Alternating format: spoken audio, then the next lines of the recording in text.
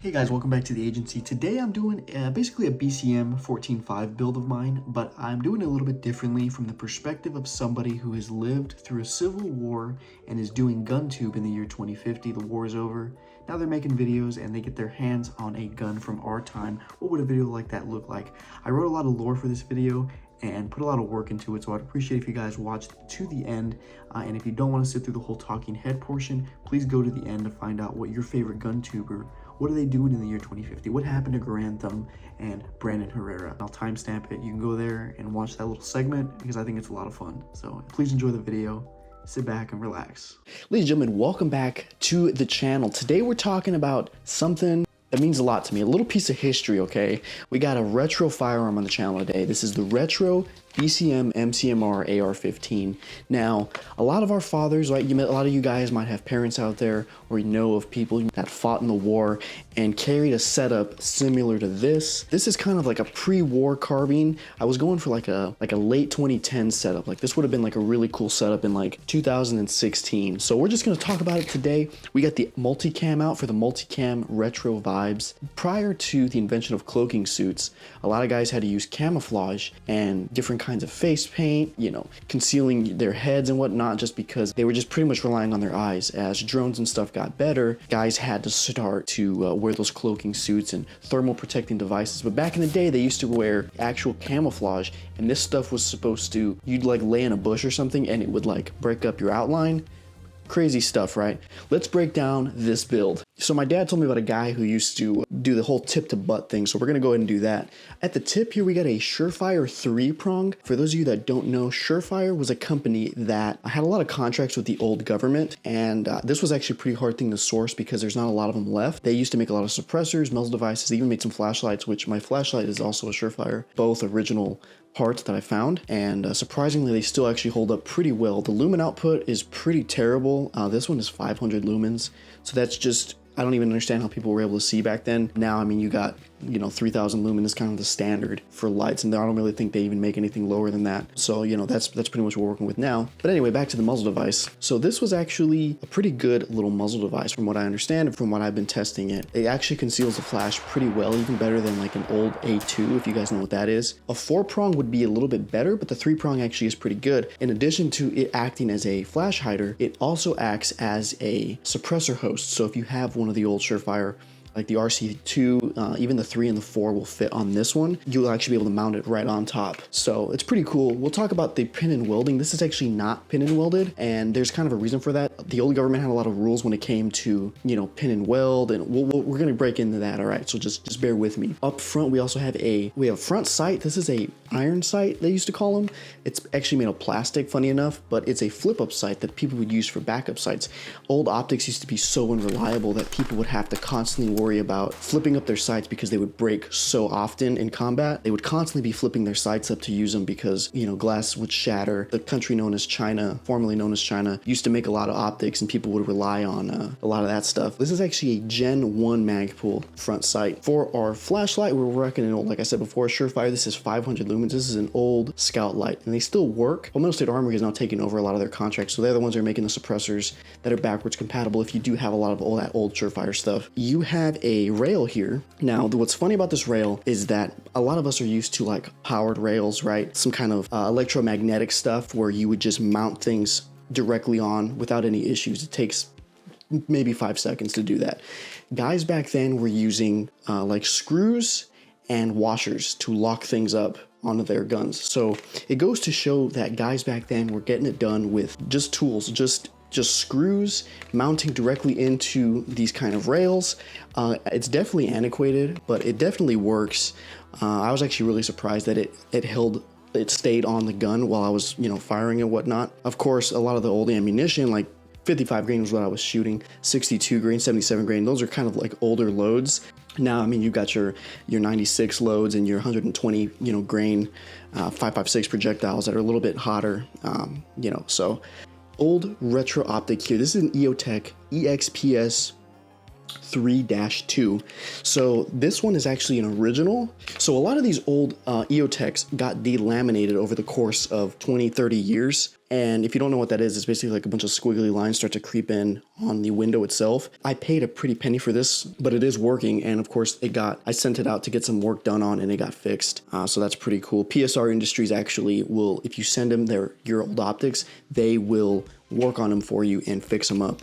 So we got that rear sight that goes with that front sight. Of course, Magpul, we already talked about that. One part that I'm really proud of on this build that is very clone correct is going to be this stock. Now, it's not really a stock. Many of you that have grown up in the culture that we have today don't know about what the old government, some of their old laws that they used to have. So what's funny is that this is actually not a stock, it's called a pistol brace. And this, under the old government rules, would be classified as a pistol, which I think is really funny because it's very clearly, you know, doesn't look like a Glock 58 or something like that. It looks a lot different, okay? It doesn't really look like a pistol, but it would be classified as a pistol or a firearm. I don't know, there was a lot of weird rules that were going on. What you had to do back in the day is if your barrel was shorter than 16 inches, what you would have to do is one of two things. You would either have to take a muzzle device that was long enough to get you to 16 and then permanently pin and weld that muzzle device to the barrel so that it would become a permanent 16-inch barrel, or you could keep a gun that was shorter than 16 inches, but you could throw a pistol brace on it. And this allowed you to be able to not pin and weld the gun and, you know, still be able to legally operate it. Now, the laws were really weird and they would change every 6 months, but I got a clone correct setup here. Like I said, this is like a late 2010s kind of build. So people back then would have had a pistol brace on their gun. Even during the war, a lot of guys that, a lot of guys that drove like those sand-colored Toyota Tacomas and drank Black Rifle coffee, they kind of abided by a lot of the rules. Even during the Civil War, they still had pistol braces on their gun just because they were trying to be good citizens. We got this is a Gen 3 PMag. Those of you that are familiar with Magpul know about the Gen 4s and 5s, which we're on now. But Gen 3, not as reliable as new stuff, but they were actually still pretty good. You can still find them for pretty cheap. Gen 2s kind of all got destroyed. They all were left on the battlefield because people didn't retain mags back then. They just kind of threw them all away. So guys that hoarded a lot of Gen 2 PMags just kind of dropped them on the battlefield. So you may still find one out there just floating around. But I got a Gen 3 here, a little 20 rounder. That's pretty much all there is to that. So there used to be a thing called a A2 pistol grip angle. For those that don't know, it was actually a little bit further back. So guys used to actually use a chicken wing like this. This was guys like in the 80s, 90s, and even in like the 2020s, a lot of Navy personnel didn't really know how to use guns. So they would often have their chicken wing up like that. That's what they called it, a little chicken wing. So that's pretty much all I got. This is an old, it's just aluminum, plastic material. Pretty crazy to think about that guys were running around, fighting a war with something like this. But even though it's antiquated and it's just so out of date, this was kind of before people really started to figure out how to build out guns. They would kind of build goofy looking stuff like this that was just not really coherent. And, for example, I got like tape securing my pressure pad up here. I actually prefer to have a tail cap that you just click and stay on rather than a momentary. This is just momentary, and I'm not a really big fan of that. Oh, another part that I forgot to tell you about that I really like. So what's cool about this lower is that it is clone correct. So if you notice, right, that's on safe, that's on semi, and I can't put it on auto. Back then, you couldn't own auto guns.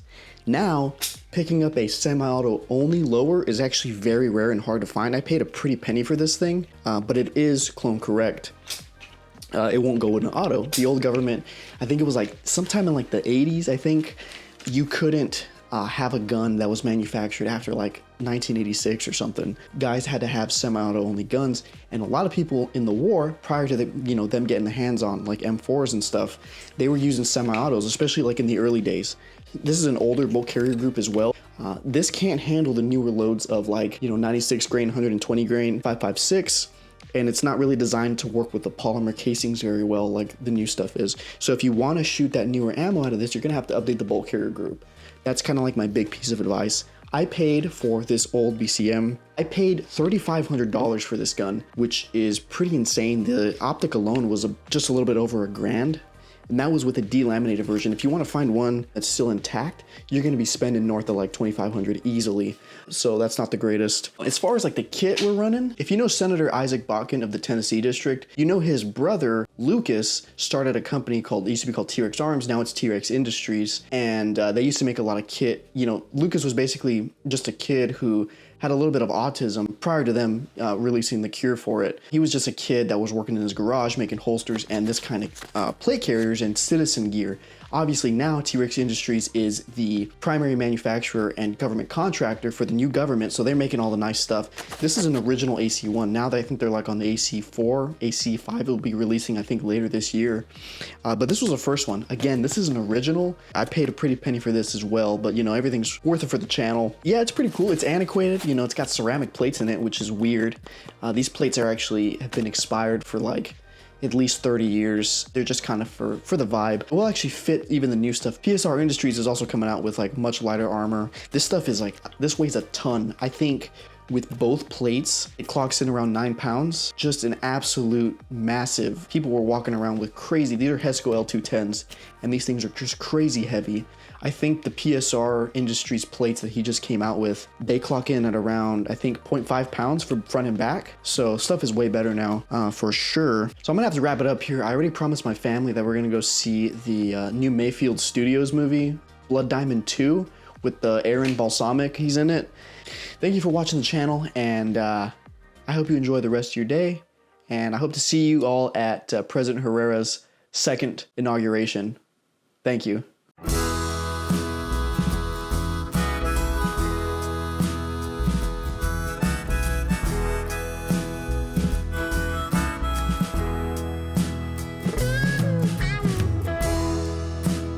Winters are pretty gray here, it just rains for days. Sometimes it gets hard to stay here in this city of gray. I get so down, I just can't find the light.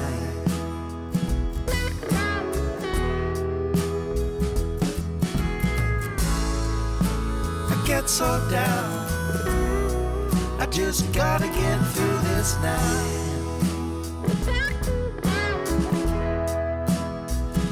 So give me a good high and chase these blues away.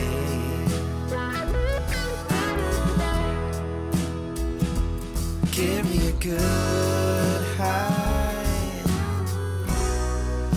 Forget about yesterday.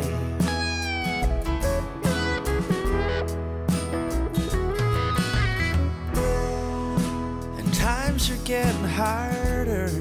You know it's harder to stay clean. Your days start getting darker when you forget your dreams. You get so down, you wanna make it all disappear.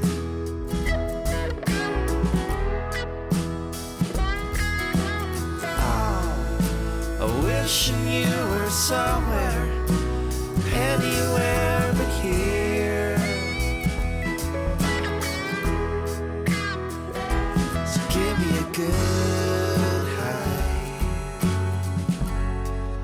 and chase these blues away.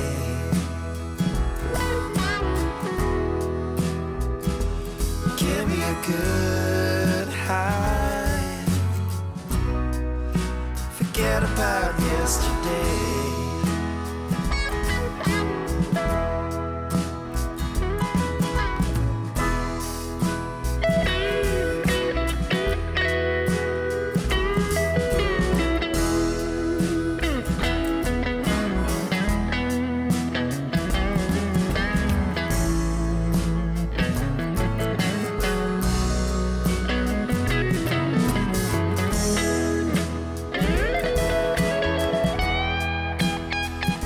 So give me a good high and chase these bills away. Give me a good high. Forget about yesterday.